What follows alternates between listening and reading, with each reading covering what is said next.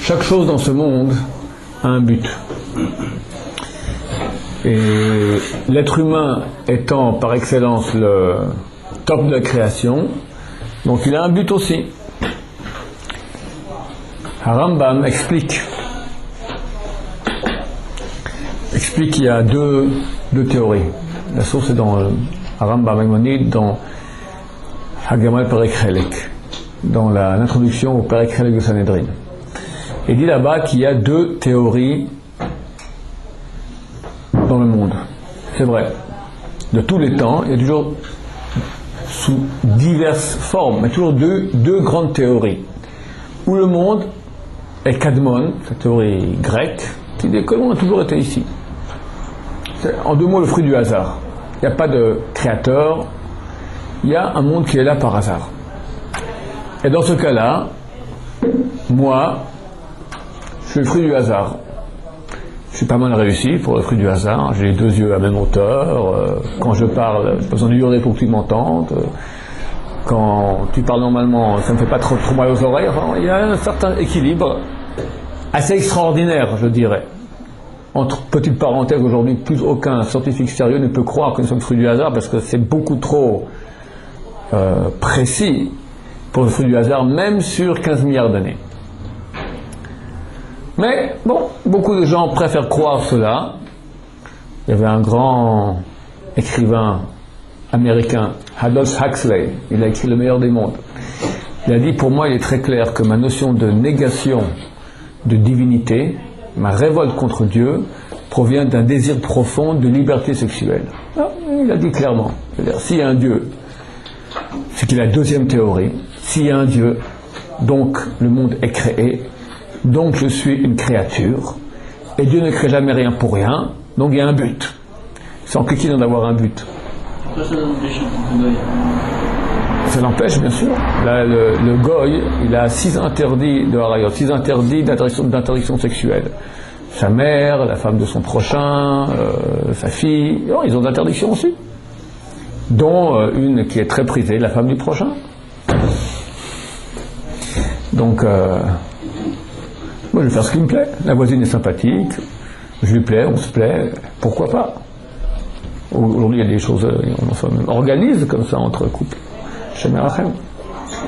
Donc, s'il y a un créateur, je suis une créature, j'ai un but, et c'est pas moi qui peux décider de ma vie. Je suis censé faire le but, sinon je passe à côté, je ne veux pas passer à côté. Donc c'est plus simple de dire qu'il n'y a pas de créateur, et on trouve un petit singe sous la terre, un os de dinosaure aussi, et voilà, et nous sommes le résultat du hasard, donc on sait tout. Bon, je ne suis pas ici pour prouver qui a raison, c'est relativement simple, on le fera à une autre occasion. Mais là, on va me poser une question terrible. Si ce monde est créé, donc chaque chose dans ce monde a un but. On voit un tas de choses qui n'ont pas le but. Les abysses des mers, la fosse des Philippines, Eugène Picard, le Baptiste Caff, il va visiter il y a quelques dizaines d'années, la fosse des Philippines, 11 000 mètres sous les eaux, il voit là-bas des centaines de poissons bizarres qu'aucun autre humain avait vu auparavant. Des tas de trucs bizarres. Pourquoi Dieu les a créés? Rambam ne parle pas d'abysses des Philippines, il parle de toutes sortes de moustiques, des mille-pattes de ce genre, des araignées de ce genre, des scorpions de ce genre, de toutes sortes de végétaux bizarres. Oui. Des parties du corps qui servent à rien. Oui, j'y arrive. Et parlons de l'homme. L'homme, pourquoi il existe? Il y a des parties aussi dans l'être humain, comme tu dis, qui ne servent à rien. Et plus que cela, des fonctions qui sont, non seulement ne servent à rien, mais sont nuisibles. Si moi je suis Dieu maintenant, regarde, je vois l'être humain, il passe un tiers de sa vie, grosso modo, en train de dormir. À Yeshiva, il y en a qui sont un peu moins, il y en a qui sont un peu plus, mais en tout cas, la moyenne, c'est un tiers. Les 2 tiers qui restent, la majorité de l'humanité passe la majorité de son temps à se nourrir. Quelques dizaines de mètres cubes nous absorbons durant notre vie. Et à la fin, le tuyau il est vide et il sent pas bon. Donc il y a une partie énorme de notre vie qui passe pour un tuyau qui sert à rien. Vous me direz, mais bien sûr ça sert à rien. Si on ne mange pas, il n'y a pas d'énergie, on n'a pas de force. Mais je dis, mais Dieu, il peut créer ce qu'il veut. Dieu peut me créer de façon à ce que de façon automatique, comme ça, je suis né, pas besoin de dormir. Je suis né, il m'a mis une batterie dès que je suis né, j'ai pas besoin de me nourrir, je peux me nourrir d'oxygène. Alors pourquoi Dieu maintenant? Non. Il me crée, excusez-moi, de façon pas intelligente. Un tiers de ma vie en train de dormir, c'est crétin. 80% de ma vie à devoir me nourrir, c'est terrible. Alors, il y en a qui ont toutes sortes de réponses idiotes. Du genre, pour faire la bracha, c'est crétin. Ouais. La fonction digestive aujourd'hui, la fonction nutritionnelle, elle crée des famines. Tellement de souffrance dans le monde. Si Dieu a créé une chose pareille, que l'homme doit se nourrir, que c'est un appareil digestif, c'est qu'il y a une fonction ici extrêmement importante, qu'on ne peut pas légitimer par le fait de faire la bracha, ou pour les plaisirs. Quelqu'un me dit qu'on a les plaisirs. C'est vrai qu'il y a des plaisirs. Ok, mais Dieu aurait pu faire un plaisir autrement. T'appuies sur le nez, c'est un moitié chandon 1937 cachère, le gauche saumon fumé, à droite le caviar cachère, ici ce sera le foie gras. Dieu peut faire ce qu'il veut. T'es pas obligé de devoir manger. Pourquoi si on ne mange pas, Yom Kippour, regardez les gens, c'est le plus grand jour que nous avons, Kadosh. Les gens sont réduits des fois à rien du tout à cause de l'estomac. T'es en face de Dieu maintenant, tu penses à ton estomac. Qui ne pense pas Yom Kippour un petit moment comme ça, le gâteau de la pâtisserie d'en face qui... D'accord. T'es en face de Dieu maintenant, tu penses que tu vas manger ce soir. C'est terrible cette fonction. Mais au-delà de la bracha, il y a quand même ce qui se cache derrière la bracha. La bracha, c'est la notion de reconnaissance. La reconnaissance, elle est essentielle. Mais je suis d'accord, je ne dis pas que le bracha c'est rien. Mais je dois maintenant une chose qui légitime les famines. Une chose qui légitime que 80% de l'humanité court après. Le problème qu'il y a des famines, c'est pas parce qu'on a besoin de manger. Le problème qu'il y a des famines, c'est parce qu'il y a des fautes. C'est pas parce qu'on a besoin de manger qu'il y a des famines. C'est parce qu'il y a des fautes qu'il y a des famines. Parce qu'on faute qu'il y a des famines. Si on n'avait pas besoin de manger. Admettons, parce qu'on faute maintenant. C'est le problème. Parce qu'on faute maintenant, alors ça crée qu'il y a moins de flux. Et alors les gens sont en train de mourir de faim. Il y aura d'autres problèmes, mais Dieu maintenant a créé une fonction qui est quand même essentielle. On ne peut pas la légitimer par simplement les brachot. C'est une chose qui est essentielle dans la fonction humaine. Et la reconnaissance, c'est pas essentiel. Tu peux reconnaître autrement. Ouais, entre nous. Il faut qu'on fasse une Torah. Entre nous. Que je ressens. Entre nous. C'est pas très réussi, hein, parce que déjà beaucoup de juifs ne font aucune bracha. Non, majorité. Ça, c'est un problème. Ensuite, ceux qui font la bracha déjà, c'est d'accord, c'est reconnaissance. On aurait pu trouver d'autres moyens. On aurait pu d'autres moyens. Je peux aussi avoir la reconnaissance de Dieu, comme je dis. Bon, c'est fantastique quand j'appuie sur le nez comme ça, je sens que je mange du caviar. Merci Dieu. Hein? Pourquoi est-ce qu'il faut ingurgiter, digérer et évacuer? Alors le secret est le suivant. Choses très profondes qui sont des domaines de la mystique juive. Et par cela aussi on gagne une explication profonde de la cacheroute. Parce qu'il y a beaucoup de crétins qui disent que la cacheroute sont des raisons de santé. C'est absurde. Preuve en est, d'abord c'est marqué très clairement, c'est marqué dans le Talmud de Jérusalem, et Rashi le ramène sur le verset, ne dites pas le porc n'est pas bon, il est très bon. Mais Dieu a interdit. C'est pas pour des raisons de santé, ni des raisons de goût, que le porc est interdit. Il est très bon, dit le Talmud. On s'aperçoit qu'aujourd'hui, quand même, ce qui est interdit, c'est ce qui est néfaste. Pourquoi néfaste? Mélanger les lavins, ça pose des problèmes. Manger du porc, justement, ça pose Excuse-moi, c'est faux. D'abord, d'après la Torah, d'abord, la Torah n'interdit pas le lait et la viande. C'est une zéra des Rabbanan, c'est un décret des Rabbanan que nous devons faire bien sûr, parce que la Torah dit que ce que Rabbanan, les rabbins, c'est Moshe Rabbeinu ou les rabbins, d'accord, ce que Moshe Rabbeinu a dit, on est censé le faire. Mais écrit noir sur blanc, c'est marqué Lotevachel Gdi Bachalevimo, il est interdit de cuire ensemble. Et On dit cuire ensemble et aussi manger ce qui était cuit ensemble. Où est le mal de cuire maintenant de la viande avec du lait? Attends, moi je vais donner quelques bons arguments contre. Alors, ta voisine maintenant, Madame Dupont, te dit, écoutez Monsieur Cohen, excusez-moi, je dois partir, ça ne vous dérange pas, dans une demi-heure, j'ai ma lasagne dans le four, ça ne vous dérange pas d'allumer le four. Comme ça, quand je reviens, c'est cuit. Interdit. Parce que quand tu allumes le four, tu vas cuire une lasagne qui normalement est faite avec du lait et de la viande. C'est un interdit grave de la Torah. Par contre, prendre même si tu ne manges pas, ce que je t'explique maintenant. C'est l'interdit de la Torah. Par contre, si tu prends maintenant un steak, et tu prends un gruyère dessus, tu le manges les deux, c'est interdit, mais c'est interdit beaucoup moins grave, c'est interdit d'era banane. C'est pas marqué, c'est marqué, c'est interdit comme je sais pas moi, comme du poulet avec du lait ou des choses comme ça, d'accord? C'est pas interdit de oraïta. De oraïta de la Torah, il faut qu'elle soit cuite ensemble. Donc, explique-moi maintenant, au niveau chimique, au niveau physiologique, pourquoi quand c'est cuit, c'est tellement plus grave que quand c'est pas cuit. Et l'argument majeur est le suivant. Pour prouver comme quoi la kashrut n'a rien à voir avec les raisons de santé. C'est vrai, quand on comprendra la vraie raison de la kashrut, on verra que ça, oui, une correspondance physique. Parce que nous savons que la Torah ne se mêle jamais du corps. Elle se mêle de l'âme. La Torah, c'est pas la Torah du corps. La Torah du corps, on a dit, va étudier la médecine, la chimie, la physique, tu sauras bien. La Torah vient m'indiquer maintenant comment fonctionne la métaphysique. Moi, mon être, mon âme, qui je suis, le corps, j'ai des yeux, j'ai une tête, je peux analyser. Et j'arrive, grâce à la médecine, à toute la science, de connaître mon corps.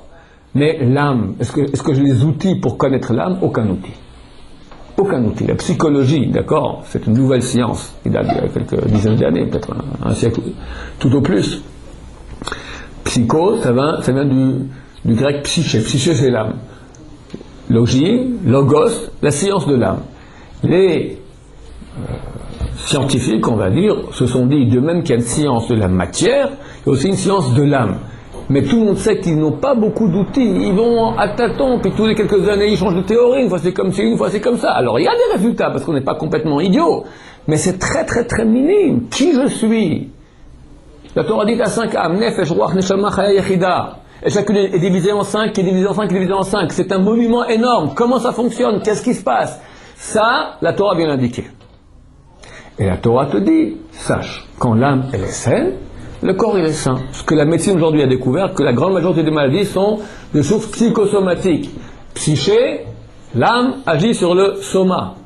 Donc c'est certain, lorsque quelqu'un va manger pas cachère, il va détruire son âme, comme on va expliquer tout de suite, alors ça aura une incidence dans son corps. C'est pour ça que peut-être le porc il est néfaste. Au niveau physique, personne n'a pu prouver quoi que ce soit au niveau scientifique, physique, que le porc est malsain. Et bien sûr, si tu ne conserves pas comme il faut dans la chaleur, etc., mais n'importe quelle viande. Prends du cheval, le cheval, il est aussi interdit que le porc, il est malsain. Prends un animal taref. Tu prends une vache, c'est quoi l'animal taref? C'est une vache qu'on a égorgée pas comme il faut. Pour égorger comme il faut, qu'est-ce qu'il faut? Quand tu prends la vache, tu dois égorger la majorité des deux tuyaux, l'œsophage et la trachée. La trachée, c'est l'œsophage et, oui, la trachée. La trachée par laquelle je respire, l'œsophage par lequel je mange. Le shochet, l'égorgeur rituel, doit égorger la majorité des deux sans s'arrêter comme ça, sans arrêt. Hop, il doit avoir égorgé les deux, majorité des deux. Ça veut dire 50%,00000000001 des deux tuyaux. Si jamais il n'a égorgé que 50%,0000000, l'animal est taref. S'il a égorgé 50%,0000001, majorité, l'animal il est kasher glad bet Yosef. Veuillez m'expliquer s'il vous plaît, au niveau scientifique, quelle est la différence entre un animal taref duquel j'ai égorgé 50,0000000% et un animal kasher dont j'ai égorgé 50%,00001. Il n'y a aucune différence au niveau physique. Aucune. Et pourtant, un, il est complètement taref. D'après la Torah, il te bousille. Et l'autre, il est complètement kasher. Donc, il est complètement impossible de dire que les raisons de kashrut sont des raisons de santé. C'est un canular, c'est un mensonge, c'est une crétinerie sans nom.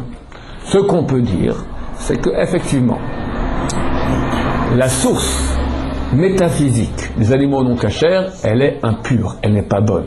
Donc ça peut avoir une incidence aussi quand l'âme elle est bouchée. Quand quelqu'un il mange non cachère, il touche son âme, il bousille son âme, ça aura une incidence sur son corps. Quelqu'un qui est une âme bousillée reconnaît la médecine, au bout d'un moment il y a des symptômes dans le corps. Entre parenthèses, la médecine qu'est-ce qu'elle fait? Elle va ne soigner que le symptôme, le corps. Elle ne sait pas soigner la source dans l'âme. La Torah te dit voici la source, voici comment fonctionne l'âme. Quand l'âme sera en bonne santé, ça amènera un corps aussi en bonne santé. Dans les grosses lignes, on verra des grands syndicats qui tombent aussi malades. Mais très souvent, c'est pour d'autres raisons. Ça peut être des réincarnations passées, ça peut être pour beaucoup de raisons. Il y a une responsabilité générale du peuple d'Israël, il y a beaucoup de raisons pour lesquelles la souffrance n'est pas le lieu d'en parler maintenant, pour lesquelles quelqu'un peut souffrir. En tout cas, il y a une donnée, d'après la Torah, que l'animal, les nourritures qui ne sont pas cachères, ne bousillent pas le corps, bousillent l'âme. Maintenant, pourquoi est-ce qu'on mange? Alors, la raison est la suivante. Raison très profonde, comme je dis, ça fait partie de la mystique juive, la Kabbalah. Le premier homme était dans ce qu'on appelle le Gan Eden, le jardin d'Éden. Et il avait là-bas un libre arbitre. Dieu lui a dit, tu t'occupes du jardin, tu manges tous les fruits, mais du fruit de connaissance du bien et du mal, tu ne mangeras pas. Le jour où tu en mangeras, tu mourras. Le serpent vient tenter Ève, qui ingurgite du fruit de connaissance du bien et du mal, qui va tenter son mari, qui ingurgite aussi, et qu'est-ce qui se passe? Lorsqu'il a ingurgité le fruit de connaissance du bien et du mal, alors le mal est rentré en lui. Le mot fruit de connaissance du bien et du mal, c'est une traduction de trahison française. Parce que c'est marqué Etz Hadat, le fruit du Da'at, Tovara, du bien et du mal. Da'at, c'est vrai, c'est connaissance. Mais Da'at, par contre, c'est marqué Da'at, c'est quoi? C'est Chibour. Chibour, c'est union. Toujours quand on voit le mot Da'at, signifie une union. C'est marqué Adam, Yada et Chava. Abraham, il a eu du Da'at avec Chava, et sont nés Caïn et Abel. Une union. Abraham, il y a Daït Sarah, Abraham, il a su sa femme Sarah, et est né Ishmaël, après est né aussi Yitzhak. C'est pas qu'il a, comment ça va, et hop, tout à coup un enfant est né. D'accord? Il y a eu une union. Da'at signifie union. Ça veut dire quoi? L'arbre d'union du bien et du mal, c'est qu'il y avait une sorte de fruit dans lequel le bien et le mal est mélangé. Avant d'ingurgiter ce fruit, l'homme, il n'a en lui que le bien. Il est complètement droit, il est complètement pur. Il a un libre choix. Parce que Dieu, la raison même de création du monde, c'est qu'on ait libre choix. Alors il peut, s'il veut, aller goûter du mal. Mais le mal est extérieur à lui. Donc, quand le mal vient et lui parle, il lui parle de son extérieur. Le serpent vient. Le premier homme s'est dit, c'est trop simple. C'est trop simple. Aujourd'hui, mon libre choix Bon, je vais expliquer pourquoi le libre choix, c'est un peu trop court, j'aurai pas le temps ici. Mais en deux mots, les raisons pour lesquelles Dieu a donné le libre arbitre à l'homme sur terre, c'est que l'homme arrive par lui-même à accéder à l'union avec Dieu. Maintenant, plus ton libre choix est grand, plus toi tu es grand. Tu as une amplitude d'action plus grande, donc tu peux arriver à des niveaux beaucoup plus hauts. Je dis pourquoi maintenant mon travail est si facile? Je suis déjà au niveau du Gan Eden, d'après la mystique juive, la tête du premier homme était déjà dans la divinité, il était divin. Le corps n'était pas, il fallait encore attendre quelques heures, le Shabbat rentrait, et tout rentrait dans la divinité. Ça sera ça le Tikkun Acharon, le but dernier de l'humanité, c'est que toute l'humanité s'unit complètement à Dieu. L'homme devait attendre quelques heures, et ça se faisait. Il s'est dit, c'est trop facile, je veux maintenant rendre le travail beaucoup plus difficile, je vais ingurgiter le mal en moi, et maintenant, ça sera beaucoup plus dur, parce que une fois qu'on a ingurgité le mal en nous, le serpent il n'est pas à l'extérieur, il est en nous. Quelqu'un, je lui dis, viens à l'Eshiva, j'ai peur. Lève-toi le matin, je suis fatigué, fais une mitzvah, j'ai pas envie. C'est qui tous ces G? C'est le serpent, c'est les Sarah. Mais on le dit, en nous, il y a deux personnes qui disent je. Il y a le je positif, tu as une pulsion de vérité, une pulsion de faire une mitzvah. est une pulsion négative. Et les deux s'expriment par je. Avant que le premier homme fasse le péché originel, il ne pouvait jamais dire je veux le mal. Impossible, parce qu'il était complètement bien. Il peut faire un calcul tordu. Moi, pour le bien, je veux maintenant ingurgiter du mal. C'est ce qu'il a fait. Mais jamais le mal va parler en lui. Aujourd'hui, il parle, presque lui qui parle. Tout ce qui est sentiment, qui est contraire à la raison, fait partie du mal. On peut plus en placer. Pardon? On peut plus en placer. Difficilement. On est... Regarde, le réveil sonne le matin, 7 heures de ring, il faut se lever. T'as deux personnes qui parlent. Un qui dit lève-toi, l'autre qui dit te lève pas. Dans 5 minutes. Mais c'est le même jeu. Ah, il faut combattre contre lui. Bien sûr, il faut combattre. Mais On est fatigué. Hein. ouais, c'est comme l'histoire du type qui te ressemble à celui qui parle, on ne voit pas de nom dans la caméra, qui arrive à 11h du matin au Beth Midrash, il dit ce matin j'ai une bataille contre mon Yetzirah, terrible, 4 heures on s'est battu, mais à la fin j'ai gagné.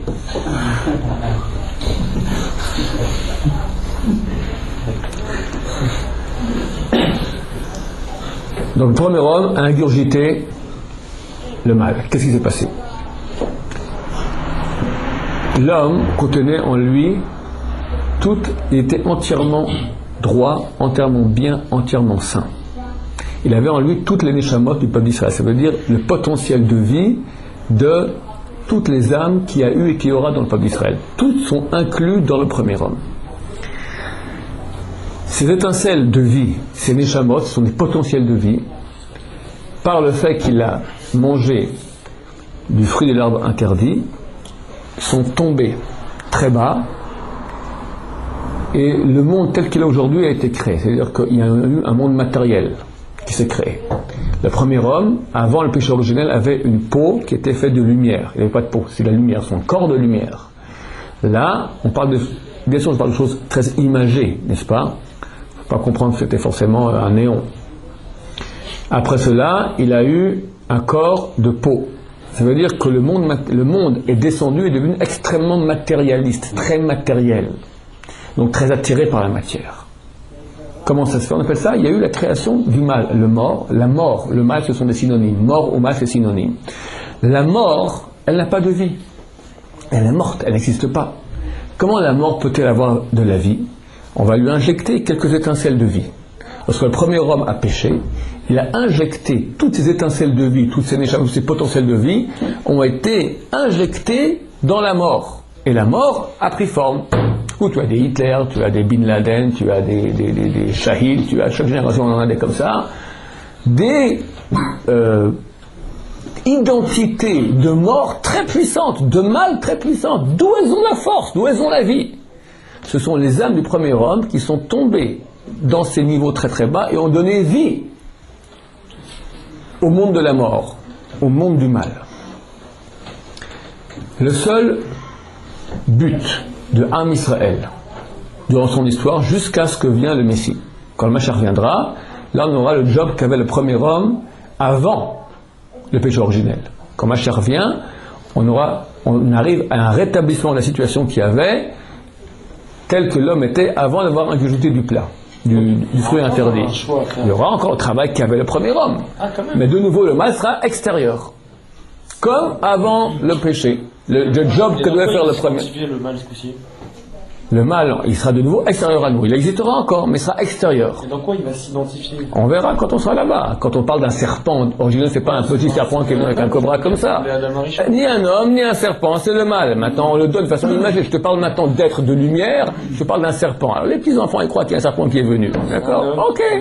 C'était un homme qui ressemblait aussi. C'était ni un homme, ni un serpent. C'est une réalité spirituelle qui ressemble à l'homme et qui est un serpent. Mais c'est une réalité... Non, vu que même le premier homme n'était que lumière. Alors tu crois qu'un serpent est venu, un vrai serpent comme ça, un gros serpent à tête d'homme, ou un grand homme à tête de serpent, c'est pas les petits enfants qui comprennent comme ça. C'est comme une mamachoute. La lumière fait aspirer. Oui, okay. On parle du lumière spirituelle. Je t'ai bien dit, je te parle pas du néon. Je te parle pas du néon. Attendez, il dit qu'il a été créé avec de la poussière, de la terre. D'accord. Et la terre, c'était quoi? Non. Et la terre, c'est quoi? Alors, tout ce qui a marqué dans ma Bereshit, je vais dire que c'est des images. Je vais dire que les arbres, c'est pas des arbres. Je vais dire que Non, je veux dire, un mikra avec des pseudo quand même. Entièrement pas d'accord. Alors comment on doit le dire? Entièrement pas d'accord. Je parle de choses profondes, d'accord. Il y a 4, comme ça explique Rabbi Chaim Vital, le monde il est créé par 4 forces. Tu as 4 yesodot, 4 fondements. Tu as l'air, le feu, l'eau, la terre. Mais ces 4 fondements, tu as la matière, mais tu as le fondement qui est une entité spirituelle qui s'appelle la terre. Tu n'as pas de réalité matérielle sans que tu aies son pendant métaphysique. Au niveau de l'homme dans le Gan Eden, dans le paradis, on ne parle pas de ce monde-ci, tel qu'il est aujourd'hui. On parle d'une réalité où tu as des arbres, où tu as de la terre, mais tout cela est spirituel. Je dis que la terre, le premier homme était dans la divinité. Et le bas de l'humanité où il était ici, il n'était pas ici, il était dans Bria, dans d'autres mondes. C'est clair, c'est très très clair. Les gens petits comme les Robinson, ils comprennent qu'il y avait un serpent. Ok. El Mikra Yosef Bidei Pshuto. C'est parce qu'il y a marqué dans l'Agma, comme il a dit Nissim, qu'il était à l'apparence de l'homme. Il était à l'apparence de l'homme. Oui, mais c'est quoi l'apparence de l'homme? C'est quoi l'apparence de l'homme? De l'homme, tel qu'il était. Il était lumière. L'homme était lumière. Ok, lumière, mais il avait des doigts, il avait des doigts de lumière, il avait une tête de lumière, il avait tout de lumière. L'homme était de lumière. Mais quelle lumière? Lumière. Lumière quoi? Du néant. C'est marqué que le talon du premier homme, d'accord, était plus lumineux que le soleil. Que le soleil paraissait sombre par rapport à les enfants de nouveau, les gens pas très comme ça, ils comprennent. Alors voilà, t'as le soleil, il y a quelques je sais pas comment appeler ça, mégatonnes de lumière qui sortent chaque seconde. Le talon avait encore plus de mégatonnes. On parle pas de lumière matérielle, c'est évident. Bon, c'est pas mon sujet, je veux pas maintenant trop rentrer là-dedans. On parle maintenant d'une entité, le premier homme, c'est une entité spirituelle. Lorsqu'il ingurgite en lui le mal, toutes ces âmes, c'est quoi qui va mourir? C'est que maintenant il va donner de la force à la mort, c'est ça sa mort. Et pour réparer ça, il doit aussi mourir, c'est pour ça qu'il y a eu la mort, l'homme devait être éternel. Donc le premier homme, toutes ces âmes-là descendent dans ce monde. Maintenant, ça veut dire que dans ce monde, dans chaque chose de ce monde, il y a un mélange de mal, une matérialité qui est comme matière, qui est en fait de la mort, et une source, une étincelle qu'on appelle une étincelle de Kedusha, de sainteté, qui est en fait une parcelle de vie, des parties du premier homme, une étincelle de vie qui donne vie à cette mort. Par le travail des mitzvot, par l'étude de la Torah, par la souffrance du peuple d'Israël, et par la nutrition, nous faisons le job que nous devons faire jusqu'à la venue du Messie, enlever, retirer les étincelles de sainteté de ces entités négatives. Lorsque l'entité négative, tu lui retires sa partie de vie, elle n'a plus de vie. Si oui, comment ça se fait qu'il y avait la fonction de manger avant qu'Adam fasse la faute? C'était une autre fonction, parce qu'il y avait un job à faire aussi. Mais je te marque le job maintenant, aujourd'hui. Il y avait aussi un job à faire. Il y avait un job à faire, c'est certain. Mais c'est pas la même nutrition qu'aujourd'hui. Il n'avait pas un tube digestif, le premier homme. S'il avait, c'est un tube digestif de lumière. Il y avait autre chose. Et pour des étincelles de lumière, il y avait un job à faire. Il y avait un job à faire. En fait, on doit retrouver le mérite qu'il avait, lui, de pouvoir faire son job. En fait, on doit retourner à son stade. Nous devons retourner maintenant à une proximité de Dieu qui nous permet, dans un futur après, d'arriver au Tikkun Aharon, à la fin dernière, l'achèvement du monde, qui est l'union totale avec Dieu, qui aura lieu le début de cette union aura lieu en l'an 6000. En l'an 6000, le monde est détruit, on passe à une autre dimension. Là, on a compris pourquoi on a besoin de manger. Alors, je l'explique, je commence à expliquer, j'y arrive très lentement. Tu me poses une question? Non, ça c'est son gouvernement pas d'accord. Bon, j'y arrive. Ouais. Alors, quand je prends une pomme, qu'est-ce qui se passe? Cette pomme-là, elle a en elle des parties de mort et des parties de vie.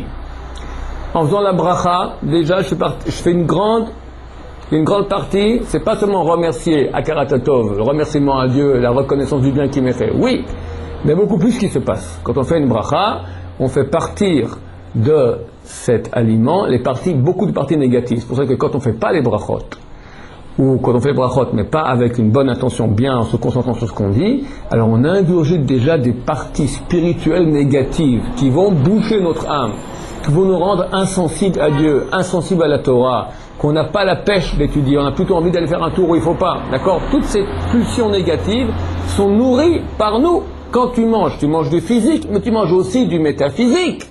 Maintenant, ce métaphysique, il faut en éliminer toutes les parties négatives. Première étape, la bracha. On va commencer encore plus encore auparavant. Ça, c'est pour une pomme. Mais si maintenant je mange de la viande contient beaucoup de parties négatives. Alors, qu'est-ce qu'il faut faire? D'abord l'égorger. Si on l'égorge de façon non rituelle, c'est fichu. Il y aura trop de négatifs. La raison profonde de la cacheroute provient de cela.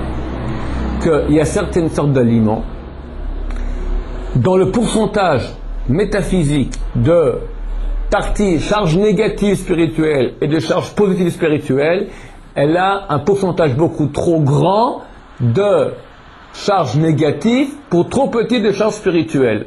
Pour cela qu'on n'a pas le droit de les manger, parce qu'on ne pourra jamais arriver à en faire le tikkun. Quand on mange, qu'est-ce qui se passe? Quand je mange, j'ingurgite. De même qu'au niveau physique, il y aura une sélection. Mon estomac, au niveau physique, qu'est-ce qu'il fait? Il prend tout ce qui est matière énergétique, fait passer dans le sang, je reçois de l'énergie, et cette énergie va être utilisée en action. Et les déchets vont être éliminés. Maintenant, nous comprenons maintenant que chaque chose qui est physique a son correspondant métaphysique. De même que tu as une sélection au niveau de l'estomac, au niveau physique, tu as aussi au niveau métaphysique. Quand tu manges, les parties, les charges positives métaphysiques vont rentrer dans ton sang, vont passer en action de mitzvot. Tu auras la force pour étudier la Torah, pour prier, pour aller aider quelqu'un, du chesed, pour gagner de l'argent et donner en tzedaka. Toutes ces choses-là, c'est de la mitzvah, ça passe dans la kedusha un moment. Les parties négatives vont être éliminées. Où cela? Dans les déchets. C'est pour cela qu'il est interdit, extrêmement grave, même de penser des paroles de Torah à côté d'excréments. Même si l'excrément, il est très très loin, mais je le vois même à 1 km, à 2 km, interdiction formelle de penser. Parce que c'est le domaine de l'excrément, partout je le vois, quand c'est dans le même domaine. Si c'est à l'extérieur, dans une autre chambre, ça peut aller. Si je ne le vois pas, il est à côté, je ne le sens pas, je ne le vois pas. Mais si je le vois, alors je fais partie de son domaine. Et qu'est-ce qui se passe quand je pense de la Torah? J'amène maintenant la source de vie la plus grande qu'il y a, c'est l'étude de Torah. J'amène maintenant de la pensée de vie, des étincelles de vie, je en fais retomber, elles sont happées en quelque sorte, elles sont happées par le négatif qui est là. L'excrément, c'est le négatif duquel tu as retiré tout. Qu'est-ce qui se passe avec les excréments? Ils pourrissent pour finir, c'est terminé, c'est mort. C'est de la mort, c'est vraiment, il n'y a plus de vie, presque plus de vie. Tu vas encore utiliser pour faire, après il y a l'excrément pour après, tu peux utiliser aussi pour en faire de l'électricité, bon c'est encore un autre niveau, mais ça c'est déjà un résidu où il y a beaucoup de forces négatives mortes pour presque plus rien de vie. Si maintenant tu penses, le summum de la vie, Dieu c'est la Torah, près des excréments, c'est happé de nouveau, il faut tout recommencer le travail. Donc c'est extrêmement grave, le Zohar dit que c'est très grave, et la halakha aussi, c'est un lave de Horaïta, de penser même les livres de Torah, plus forcément de les dire, un endroit dans les toilettes, ou face à l'excrément, ou de l'urine. Maintenant, donc tout le travail pour lequel nous mangeons, c'est cela. Quand nous mangeons, c'est vrai que nous de beaucoup manger Shabbat. Shabbat, on a un supplément très grand spirituel qui nous permet de faire un plus grand tikkun. Plus facilement, on peut réparer la viande qui est dure à réparer au niveau métaphysique. On en mange beaucoup le jour du Shabbat. Le poisson parmi les animaux, c'est l'animal le plus facile à réparer. Pourquoi? Pas besoin de l'égorger, pas besoin d'enlever le sang. Tu peux le prendre comme donner un coup de marteau, tu le tues, tu manges, terminé. Même pas besoin de le cuire. D'accord? J'y arrive. Alors maintenant, la raison de la cache que j'ai expliqué, ce sont les aliments dans lesquels il y a un grand pourcentage de charges négatives, dont on ne pourra pas faire la sélection. Si quelqu'un ingurgite cela, alors au lieu d'évacuer le mal et d'en prendre le bien, le mal reste en lui. Les charges métaphysiques, les charges spirituelles métaphysiques restent en lui et bouche, c'est marqué Venitmet Tembam dans la Torah, vous vous impurifiez. Il manque un Aleph. Chazal dit, tu peux lire, si tu lis sans les points, c'est Venitam Tembam. Vous devenez idiot, bouché. Quelqu'un tout à coup, il n'a plus envie de Dieu, il a envie d'autre chose. Qu'est-ce qui se passe? Il a mangé non cachère. Même de façon, il a eu un tampon, tout ce qu'il fallait, c'était pas cachère. Ça arrive des fois, même que tu as le tampon, c'est pas cachère. Et quelqu'un qui a fait une magouille, ça existe. Alors c'est vrai, par rapport à Dieu, c'est pas de ta faute. Mais devenir crétin dans la tête, t'es devenu crétin aussi. Parce qu'il n'y a rien à faire. Il y a une réalité métaphysique qui fait que tu as ingurgité du mauvais métaphysique, ça te rend bouché. On peut devenir végétarien? Oui. Pourquoi on n'instaure pas 8 repas par jour? Pardon? Pourquoi on n'instaure pas 8 repas par jour? Par exemple, il y a des jours, la veille de Kippour, d'après la Kabbalah, il faut manger 7 repas. Si tu veux manger 8, hein? Et le grand tikkun que nous avons, le Ben Ishra a écrit que les 10 jours de pénitence entre Rosh Hashanah et Yom Kippour, vu qu'on doit jeûner la journée comme ça, il dit, à cause de nos péchés, nous aujourd'hui on ne jeûne plus, on n'a plus les forces, mais normalement on devrait jeûner tous les jours. L'essentiel du tikkun et le Ben Ishra d'après la mystique juive, c'est manger. Le soir, il faut manger avec les larmes et manger du pain. Le grand tikkun, c'est manger le pain, d'accord? C'était ça l'arbre, la connaissance du bien et du mal. Il y en a qui c'était le pain, le blé. C'était pas un arbre, tu vois, donc on ne parle pas ni d'arbre, ni... on te parle maintenant d'une autre réalité. C'est le pain, c'est en cela qu'il y a le grand tikkun. Donc, oui, c'est possible que quelqu'un peut manger beaucoup, mais à condition de manger, on tombe bien le tikkun. Shabbat, on mange beaucoup, on a instauré un repas en plus. 7-8, c'est pas pour nos forces à nous. Déjà, normalement, la Torah, elle parle de 2 repas. On fait 3 aujourd'hui. Ok, basta, on va pas trop rajouter. Donc, voici la raison profonde pour laquelle nous devons manger, la raison profonde de la cacheroute. Pourquoi les bêtes packageurs elles ont été créées alors si c'est trop dur à réparer à ce niveau-là, pourquoi elles ont été qui ne créent pas et qui répartissent toute leur charge négative dans plusieurs bêtes? D'abord parce qu'elle doit nourrir ceux qui n'ont pas le même job que nous, ce sont les goïms. Deuxièmement, il y en a tels que le chazir, le porc, vient du mot chazir, revenir, yachzor, il redeviendra kasher. Parce que nous aurons un potentiel tellement grand à l'époque messianique où même le chazir, le porc, nous pourrons, en le consommant, nous pourrons arriver à en réparer, à en retirer les étincelles de sainteté. Le jour où toutes les étincelles de sainteté sont revenues en haut, dans ce qui s'appelle l'entité métaphysique du premier ordre, ce sont les âmes du peuple d'Israël, Mashiach est là. Bekarov et Amen ou Amen. Ok, la suite au prochain numéro.